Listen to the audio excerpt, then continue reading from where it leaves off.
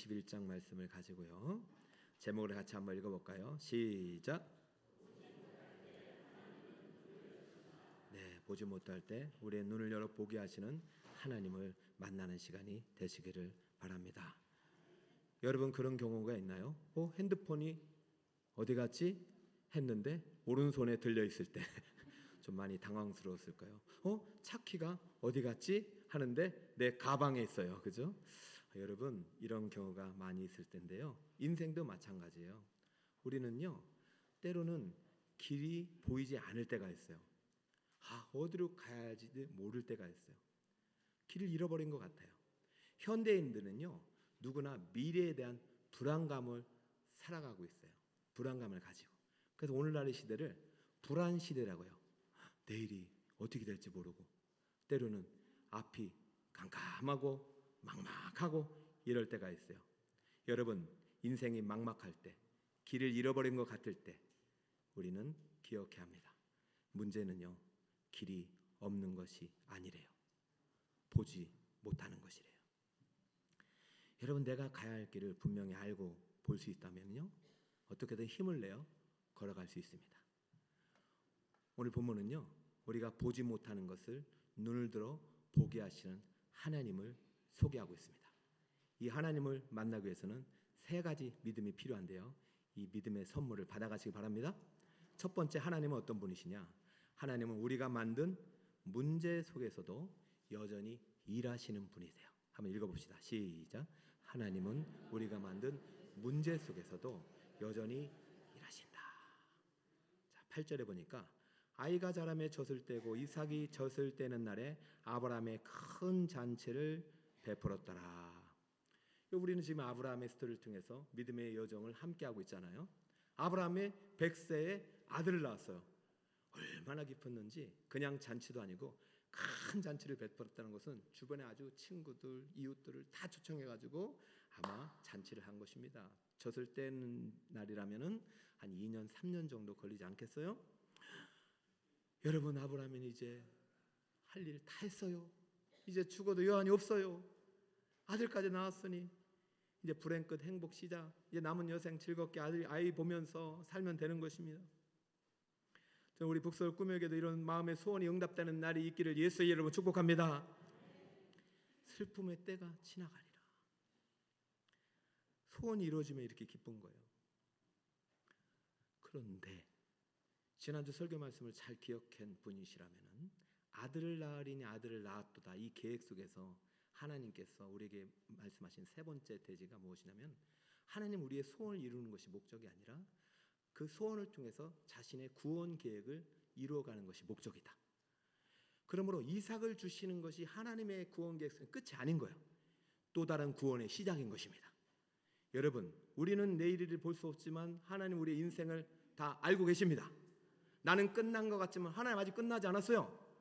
이제 잔치할 때가 아닌가요? 어쩌면 잔치 이후에 또 다른 길을 준비하고 계세요. 다만 아브라함이 그 내일을 보지 못할 뿐이죠. 나는 이 정도로 만족해. 하나님은 끝이 아니에요. 하나님의 길은 뜻하지 않는 사건을 통해서 열리기 시작합니다. 9절 사라가 본즉 아브라함의 아들 애굽 여인 하갈의 아들이 누구를 놀리고 있어요? 여기서부터 이제 또 갈등이 시작되는 겁니다. 끝난 줄 알았던 갈등, 문제가 또 발생합니다. 애굽 여인 하갈의 아들은 이스마엘이에요. 이름이 기록되지 않죠. 하갈을 애굽 여인이라고 해요. 자, 지금 하갈의 아들은요, 지금 사실은 태어나지 말아야 할 아들이었어요. 하나님의 입장에서 보면. 왜냐하면 아브라함의 본처는 누구예요? 사라이기 때문에. 그런데 아브라함이 하나님 말씀을 제대로 실천하지 못하고 인간의 방법을 통해서 하나님의 뜻을 이뤄가려고 하다가 이러한 불신앙의 씨앗을 낳은 것이 하갈의 아들 이스마엘입니다. 근데 본문은 그 이름조차 기록하지 않고 있어요. 이 이스마엘이 누구를 놀리고 있어요? 이삭을 놀리는 것을 누가 보고 있어요? 엄마가 보고 있어. 엄마는 참을 수 없어요. 여러분 그동안 사라의 마음은 이해합니다.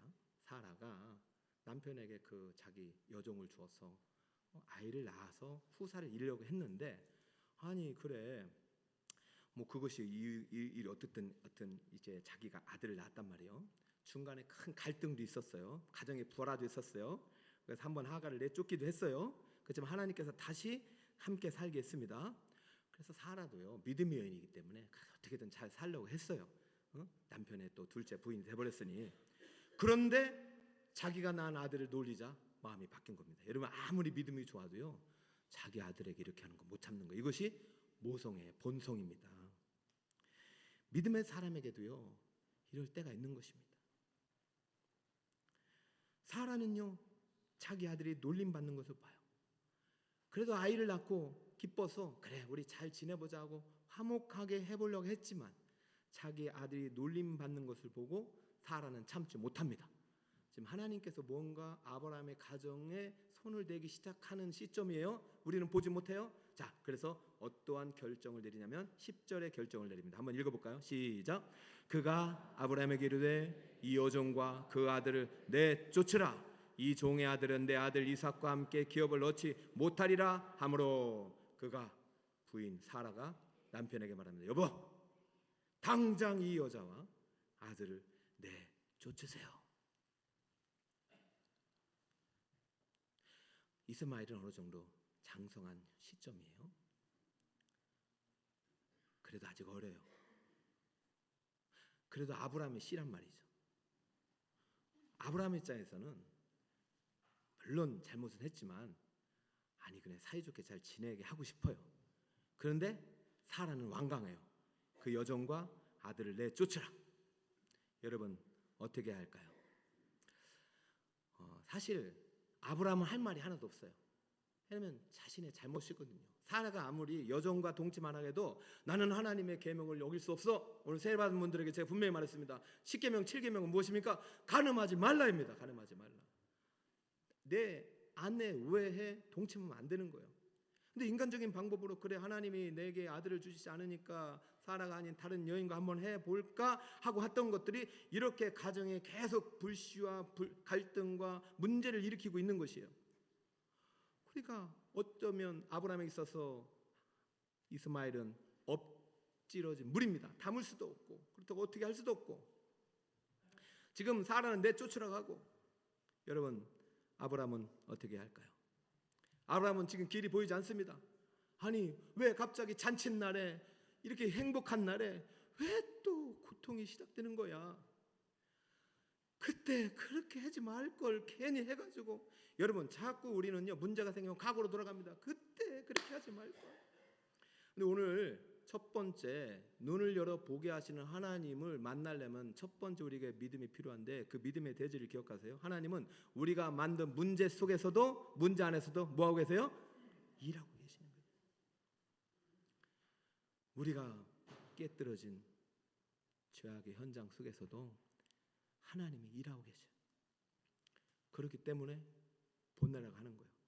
근데 이것을 보내는 것이 과연 맞는 길인지 아브라함은 알지 못해요. 다른 여러분, 문제는 길이 없는 것이 아니라 그 길이 하나님께서 우리에게 보여주신 길인지를 깨닫지 못하는 것입니다. 내가 망가뜨린 삶의 현장 속에서도 여전히 길을 만들고 계신 하나님을 보지 못하고 있는 우리의 믿음이 문제이지 환경이 문제가 아닌 것이에요. 하나님은 다시 한번 말씀으로 아브라함이 택해야 할 길을 보여주십니다. 12절, 하나님이 아브라함에게 이르시되 네 아이나 네 여종으로 말미암아 근심하지 말고 사라가 네게 이른 말을 다 들으라. 지금 누구 편 들고 계시죠? 사라의 편을 들으시죠. 사라가 뭐라 했냐면 이 여종과 아들을 내쫓으세요. 이삭에게 난 자라야 네 씨라 부를 것이다. 하나님은 단호합니다. 불순종의 씨앗 아니냐. 하나님은 지금까지 어쩌면 기다렸는지도 몰라요. 어쩌면 이 안에는 책망로 담겨 있어요. 그때 네가 내 말씀을 어기고 언약을 어기고 내 뜻이 아니라 인간의 방법을 택했지. 이제야 내가 말한다. 이삭을 줬으니 이제는 누구를 보내라? 이스마엘을 보내라. 엄청난 하나님의 또 책망도 있으면서도 사라를 향한 하나님의 또 인정도 있는 것입니다. 그래도 아브라함이 많이 근심했어요. 근심했지만 아브라함은 믿음이 있었어요. 그래, 내가 만든 문제야. 내가 깨뜨린 가정이야. 불씨야. 비록 내가 해결할 수 없지만 주님은 내가 해결할 수 없는 문제를 해결할 수 있을 거야. 이 믿음이 있는 거예요. 사랑 여러분 살다 보면 실수 없는 사람이 어디 있습니까? 잘못할 수 있어요. 넘어질 수 있어요. 그럼 그거 계속 붙잡고 살지 마시고 내가 깨뜨린 삶의 문제 현장 속에서도 하나님이 여전히 일하고 계시고 회복하시를 유일한 구원의 길임을 믿으시기 바랍니다. 아브라함이 이제 믿기 시작해요. 그래요. 이삭을 통해서 내 씨라고 부르신다면 또 하나님 말씀하십니다. 네 여종의 아들도 내가 한 민족을 이루게 할 테니 나를 믿고 보내봐라. 아브라함은 믿음으로 여종과 아들을 보내기로 결심합니다. 이 결심은 두 번째 믿음의 길로 우리를 인도합니다. 자, 눈을 열어 보게 하시는 하나님을 만날 수 있는 믿음의 두 번째 선물입니다. 한번 읽어볼까요? 하나님은 시작.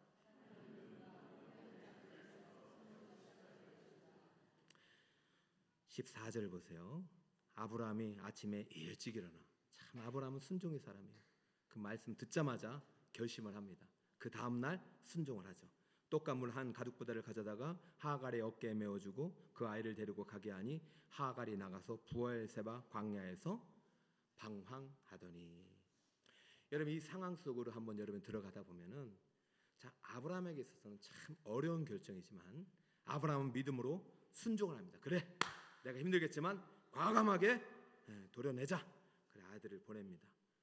그래도 하갈에게 어깨에 떡을 물을 가죽 부대를 메고 떡도 아마 며칠치 분량을 주었을 거예요. 참 아브라함이 복받은 이유 중에 하나가 그 믿음되지만 아브라함은 믿음의 사람이기 이전에 순종의 사람입니다. 여러분 믿는다는 것은 순종이 반드시 들어가는 거예요. 하나님 말씀이 들려줄 때 결단을 하는 거예요. 잘못된 줄 알았으면 그 자리에서 결단을 해야 됩니다.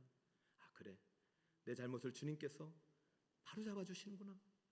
그래 이제라도 늦었지만 13, 14년이 지난 지금이라도 보내야 되는구나 하고 믿음을 보냈어요. 그래서 아브라함이 복을 받은 게 맞아요. 근데 그러면 하갈은 어떡합니까?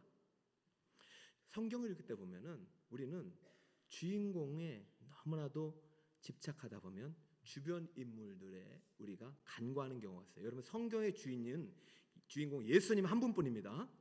그러니까 모든 인물들은 예수님을 드러내는 거예요. 그러므로 아브라함의 초점에 맞춰지긴 하지만 오늘 이 본문 속에서 사실 창세기에서 상당히 주목받는 여인이 있어요. 그 이름이 바로 하갈입니다. 여러분 하갈이 누구일까요? 하갈은요 사실은 이름이 부모가 지어준 이름이 아닐 가능성이 커요. 왜냐하면 이것이 하갈이라는 뜻이 나그네 거름인이라는 뜻입니다. 그래서 어떤 의미냐면 떠돌이에요. 떠돌이. 아브라함이 저 기근 때문에 애굽에 잠깐 내려갔을 때 거기에서 부모 없이 떠돌아다니는 고아 출신의 한 소년을 거두어들인 거예요. 그러니까 이 하갈은 누구로부터 버림받았냐면 부모로부터 버림받은 아이예요. 근데 아브라함과 사라가 맞아 들였어요.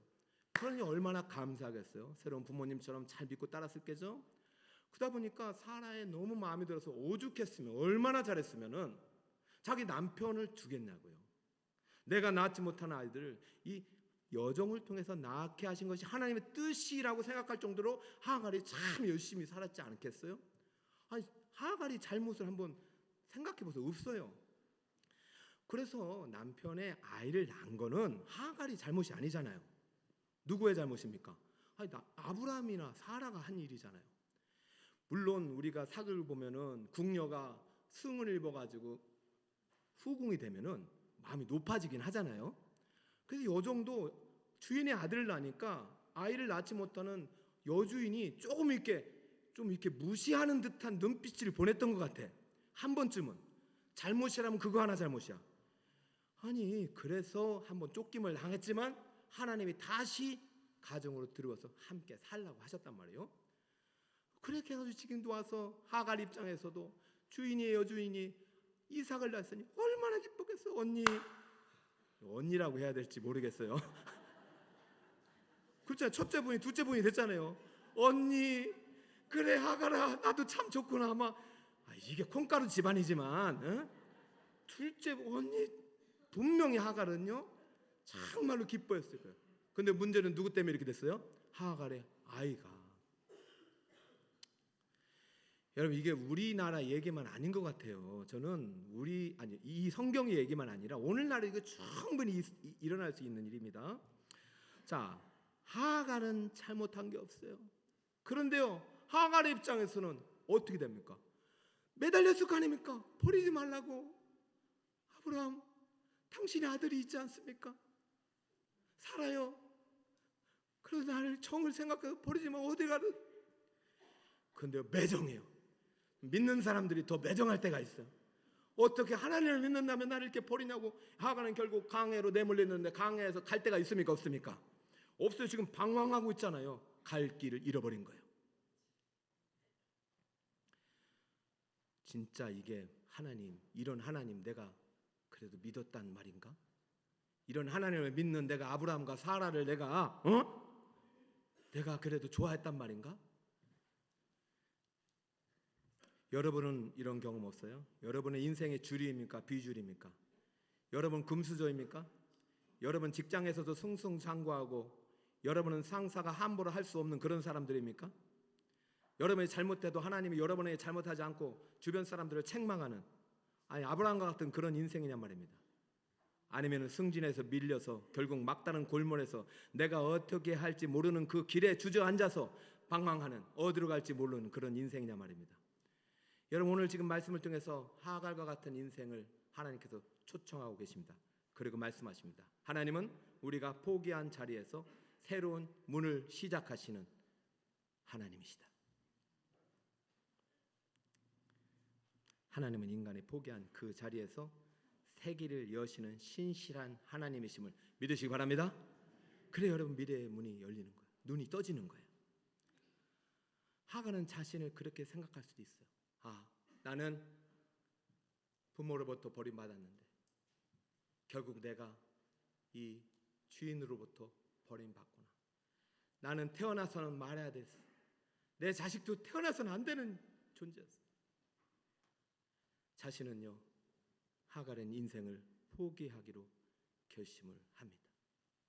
15절.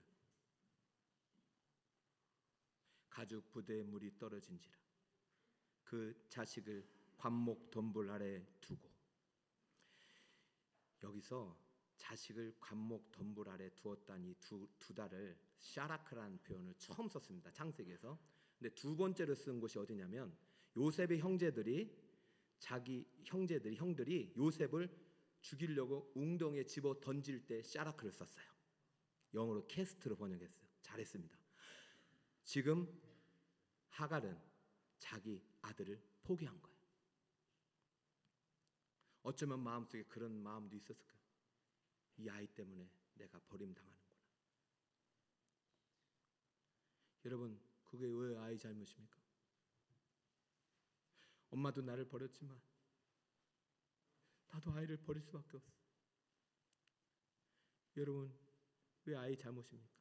저는 이런 비극이 우리나라도 일어나고 있어요. 여러분, 사회면 얼마나 뉴스 보잖아요. 생계가 어려워서 부모님들이 누구와 함께 동반 자살합니까? 그 자녀들의 뭔 잘못이? 이거 너무 가슴 아프네요. 저는 한국교회 오늘 이 본문에 우리 눈을 열어 보게 하시는 하나님의 복음이 선포되시길 축복합니다. 알려줘야 돼요. 하나님 그런 분이 아닙니다. 하나님 우리를 버리시는 분이 아니에요. 이 세상에 태어나지 말아야 할 존재는 단 한 사람도 없습니다. 비록 불신앙의 씨앗, 죄악의 씨앗이라도. 문제는 길이 없는 것이 아니라니까요. 하나님 만들어 놓으신 길을 보지 못하는 것입니다. 하갈도 엄마예요.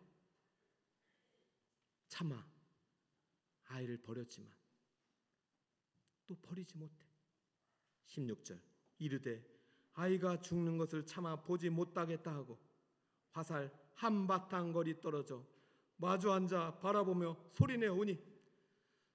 한바탕 거리는요, 아이의 울음소리가 들리는 마지막 지점이에요. 조금만 가면 이제 안 들려요. 가지 못해요. 아기는 울고 있어요. 엄마 나 버리지 말라고. 엄마 막 그 소리를 듣고 이제 한 발짝만 더 가면 이제 소리가 안 들리는 거예요. 못 가. 그렇다고 아이한테도 갈 수 있어 없어? 아이 죽는 거 못 보겠어. 자기가 버려놓습니다. 서로 우는 거예요. 여러분 어떻게 해야 됩니까? 어떻게 해야 됩니까?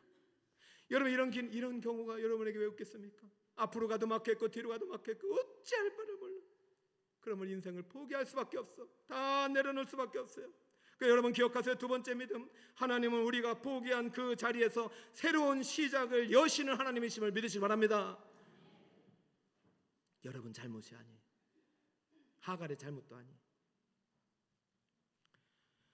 우리가 포기한 그 자리에서 하나님은 포기하지 않고 이미 그 자리에서 새 길을 열고 계세요.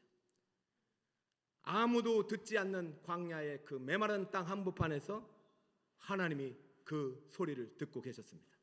17절, 하나님이 그 어린 아이의 소리를 들으셨으므로 하나님의 사자가 하늘에서부터 하갈을 불러 이르시되 하갈아 무슨 일이냐 두려워하지 말라. 하나님이 저기 있는 누구의 소리를 들으셨어요? 그 아이의 소리를 누가 들으셨어요? 하나님 없는 것이 아니에요. 문제는 길이 없는 것이 아니에요. 보지 못하는 것이. 하나님은 거기 계셨어요. 우리가 보지 못했을 뿐입니다. 하나님 보고 계셨고 듣고 계셨고 하갈이 부르짖기를 기다리고 계셨습니다.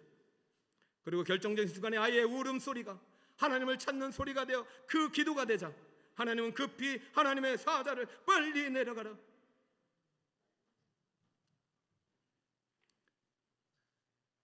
근데 왜 하갈의 입장에서 이렇게 늦게 오신 걸까요? 그것은 세 번째 하나님의 믿음의 길을 우리를 초청하기 때문입니다. 하나님은 보지 못하는 우리의 눈을 열어 밝히 보여주시기를 원하시는 분이십니다. 여러분의 믿음의 눈이 열려지길 바랍니다. 하나님이 믿음의 눈을 뜨게 하기 위해서 오늘 이 시간 광야를 허락하신 거예요. 세 번째 대지를 한번 띄워주시고 한번 읽어봅시다. 시작.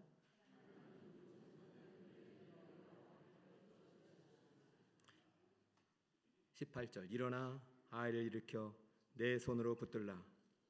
그가 큰 민족을 이루게 하리라 하시니라. 누가 하신 말씀입니까?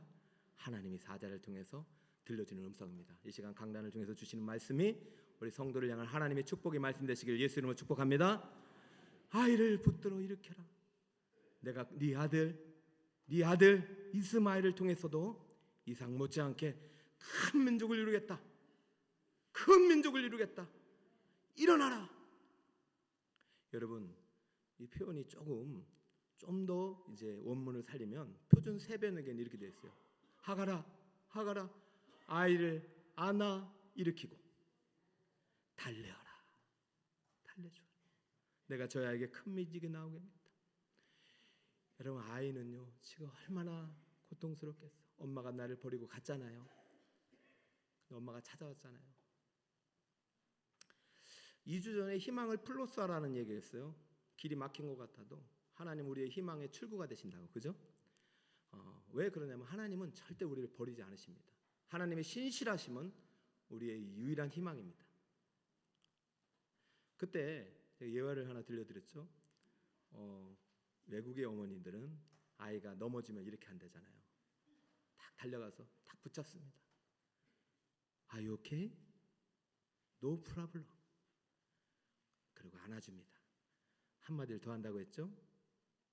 너는 이번 일로 네가 우리에게 얼마나 소중한 존재인지를 절대 잊으면 안 된단다. 사랑하는 여러분, 오늘 하갈이 아이를 일으켜 세우고 안아줍니다. 그리고 아이에게 그 음성이 들려졌을 거예요. 근데 이 음성은 하갈의 아이에게 한 음성이 아니라 하나님이 하갈을 먼저 안으신 것입니다. 사랑하는 여러분, 태어나지 말아야 할 졸자는 한 사람도 없습니다. 비록 우리의 불신앙과 우리의 죄악의 결과로 만들어진 문제 현장 속에서도 하나님이 여전히 일하고 계십니다. 하나님은 모든 인류를, 모든 인간을 하나님의 형상으로 지음받았습니다. 문제는 죄가 우리를 망가뜨리는 것입니다. 사랑하는 여러분, 하나님을 믿으시고 우리가 포기한 그 자리에서도 여전히 일하시고 우리의 눈을 열어 보게 하시는 하나님을 만나시길 축복합니다. 하갈은 다시 하나님을 믿기로 시작해요. 믿음이요, 우리의 눈을 여는 것입니다. 오늘 세례받는 분은 오늘 믿음이 열려지길 축복합니다. 교회 와도 달라진 게 없는 게 아니에요. 우리가 보지 못하는 거예요. 교회 와도 하나님이 없는 것 같아요. 아니에요. 우리가 보지 못하는 거예요. 하나님 우리의 믿음의 눈을 열어 보게 하시고 새 길을 걸어가게 하십니다. 주여, 믿겠습니다. 내게 아이를 일으키겠습니다. 안아주고 일어났어요. 그러자 하나님께서 믿음으로 순종한 하갈에게, 여러분 그렇잖아요. 한바탕 거리면 200, 300m 달려갔을 거 아닙니까? 도망치려다가 누구의 음성을 듣고? 하나님의 음성 듣고 달려갔을 거 아닙니까? 여러분도 도망쳤던 인생 아니겠습니까? 여러분도 10년, 20년 도망치다 오신 분도 계시죠? 그러나 하나님의 음성 듣고 달려온 거 아니겠습니까? 이제는 가지 마세요. 하나님이 없는 것이 아니라 보지 못한 것입니다. 하나님이 믿음으로 달려와서 아이를 하나 일으킨 하갈의 눈을 여십니다. 19절, 하나님이 하갈의 눈을 밝히셨으므로 무엇을 보여요? 물이 없어 죽으려고 했잖아요. 그런데 샘물이 있네요. 물이 없는 게 아니셨나요? 보지 못했던 것이죠. 우물과 샘물은 다릅니다. 우물은 우리가 파는 거예요. 샘물은 자연이 만드는 거예요. 자연이 어떻게 만듭니까? 이 샘물은 누가 파신 거예요? 다 알고 계셨네요. 아브라함이 버릴 거. 아브라함 믿지 마. 응? 믿음의 사람이라고 믿지 마세요. 여러분 하나님을 믿으세요. 어떤 분이요, 상처받아서 떠난대. 내 교회에 상처받아, 사람들에 상처받는데. 그랬더니 어느 목사님이 참 유명한 비유를 하시더라고요. 배트맨의 연주를 잘못해서 연주를 막 망쳤단 말이에요. 그래서 막 기분 나빠서 다 갔다는 거예요. 여러분 배트맨의 잘못입니까? 연주자의 잘못입니까? 하나님 잘못 아니에요. 우리는 실수하고 있고 망칠 수 있어요. 그러나 하나님은 절대 실수하지 않으십니다. 문제 속에서 일하시는 하나님, 우리가 포기한 그 자리에서 다시 새 길을 준비하시는 하나님, 우리 믿음으로 순종하는 자에게 눈을 열어 그 길을 보게 하시는 하나님, 그 하나님을 믿음으로 만나시길 축복합니다. 내일이 보내지 않을 때, 우리가 광야 인생을 걸어가고 있는 것 같을 때 붙들어야 될 세 가지 믿음. 첫 번째, 함께 읽어봅시다. 시작. 할렐루야. 완벽한 사람 없어요. 우리는 실수하고 넘어지고 깨집니다. 그거 붙잡지 마시고 그 안에서 일하시는 하나님 붙잡으시기 바랍니다. 둘째, 시작.